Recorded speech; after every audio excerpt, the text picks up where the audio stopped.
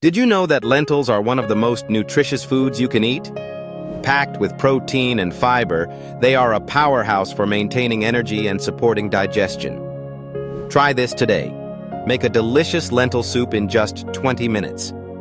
Start by sautéing 1 chopped onion, 2 cloves of garlic, and a diced carrot in a pot with a splash of olive oil. Cook until softened, about 5 minutes, allowing the flavors to meld beautifully. Next, add 1 cup of rinsed lentils, 4 cups of vegetable broth, and your favorite spices. Think cumin and paprika for a warm kick. Bring it to a boil, then simmer for 15 minutes until the lentils are tender and the soup is fragrant.